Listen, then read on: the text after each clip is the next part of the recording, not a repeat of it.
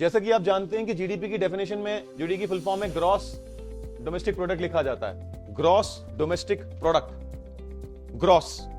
Gross और net का फर्क तो आपको पता ही है। अब ग्रॉस का मतलब कि ओवरऑल एक साल में अगर 1 अप्रैल 2023 के दिन कोई चीज बनी है, उसकी कैलकुलेशन में 31 मार्च 2024 के बाद कर रहा हूं जीडीपी कैलकुलेट करने के लिए, या फिर एटलीस्ट अगर उसी क्वार्टर की बात करूं मैं, 1 अप्रैल से 30 जून तक का जो क्वार्टर है, 30 जून के क्वार्टर खत्म होते ही नेशनल स्टैटिस्टिकल ऑर्गेनाइजेशन शुरू कर देगी कैलकुलेशन करना उस क्वार्टर की कि 1 अप्रैल को फलानी चीज बिकी थी 500 रुपए में, 10 अप्रैल को फलानी चीज बिकी थी 5 लाख रुपए में।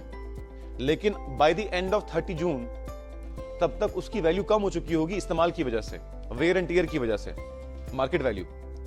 तो एज सच हम अभी भी एज्यूम कर रहे हैं कि 3 महीने बाद भी जो 10 लाख की गाड़ी खरीदी थी उसकी वैल्यू अभी भी 10 लाख है।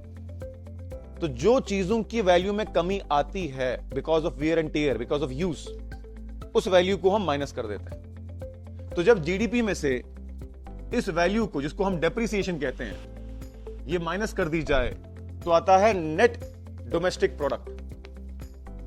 हाँ जी, मैंने आपको बोल दिया एग्रीकल्चर में इतना आटा, इतना चावल, इतना लकड़ी, इतना फिशरीज, इतना ये, multiplied by price, multiplied by price, multiplied by price, add, simple addition of goods and services value है। सिंपल सी बात है कि मैं आपको बोलूं ये रहा जी, ये डेटा, ये बुक है मेरी, ये आपको मैं दे रहा हूं, इसमें सारे साल में जो भी गुड्स एंड सर्विसेज प्रोड्यूस हुई है वो भी लिखी हुई है और उनकी प्राइस भी लिखी हुई है। सिंपली ऐड करना है आपको। जीडीपी में से माइनस डेप्रिसिएशन करोगे तो आएगा एनडीपी, इसमें plus net factor from income from abroad करोगे तो आएगा एनएनपी। यानी जब जीडीपी में से डेप्रिसिएशन भी माइनस कर दी और वो पैसा जो कंट्री के बाहर जा रहा था वो माइनस किया, और जो वो पैसा जो कंट्री से के अंदर आ रहा है, जो हमारे इंडियंस बाहर रह के भेज रहे हैं, उसको ऐड कर दिया, तो जो वैल्यू निकल कर आएगी वो होगा नेट नेशनल प्रोडक्ट। और एनएनपी को ही नेशनल इनकम कहा जाता है। अदरवाइज जीडीपी वर्ड हमेशा जीडीपी ही यूज होगा, डायरेक्टली उसके लिए नेशनल इनकम यूज नहीं होगा। जहां पर भी नेशनल इनकम वर्ड यूज हुआ है तो वो एनएनपी की बात कर रहा है, अदरवाइज वो खुद जीडीपी ही लिखेगा हमेशा। जो पर कैपिटा इनकम होती है उसका formula national income by population होता है। जैसे कि एक बार फाइनेंस मिनिस्टर ऑफ तमिलनाडु से पूछा गया कि आपके यहां पे इतना इनकम है लेकिन उस स्टेट में तो ज्यादा है, आपके यहां पे इतने कम हॉस्पिटल्स हैं उस स्टेट में तो ज्यादा है। वो बोलने लगा कि why are you not measuring the results on ground. आप कह रहे हो कि हमारा स्टेट जो इनकम है, जीएसडीपी बोलते हैं उसको, ग्रॉस स्टेट डोमेस्टिक प्रोडक्ट, वो कम है, लेकिन आप ये देखिए कि लोगों की क्वालिटी ऑफ लाइफ बेटर है। आप कह रहे हैं कि हमारे यहाँ हॉस्पिटल कम है, लेकिन आप ये देखिए कि आउट ऑफ पॉकेट एक्सपेंस जो एक आम इंसान हेल्थ केयर पे खर्चता है तमिलनाडु में, वो बाकियों से कम है। तो इट इज नॉट नेसेसरी कि जो स्टेट या जो कंट्री ज्यादा कमा रही है उसके क्वालिटी ऑफ लाइफ इंडिकेटर्स भी अच्छे हैं, नॉट नेसेसरी। ऐसा हो सकता है कि एक बहुत गरीब कंट्री जैसे कि भूटान, उसके क्वालिटी ऑफ लाइफ ज्यादा अच्छे हैं because they have diverted their resources towards human development, gross national happiness की कंसेप्ट पे। ऑन एन एवरेज हर इंसान कितना हैप्पी है, और उस हैप्पी की फिर डेफिनेशन है, हैप्पीनेस क्या होती है।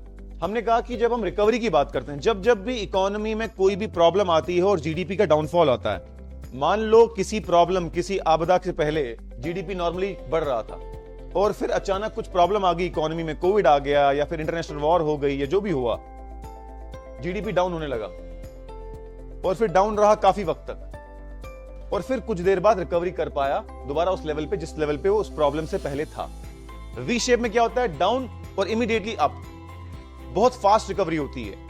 Nirmala Sitharaman, finance minister of India, उन्होंने बार बार यही कहा, India will make a V shape recovery, India will make a V shape recovery, बार बार यही। तो ऑफिशियल स्टैंड वही था कि हाँ इंडिया ने वी शेप रिकवरी की।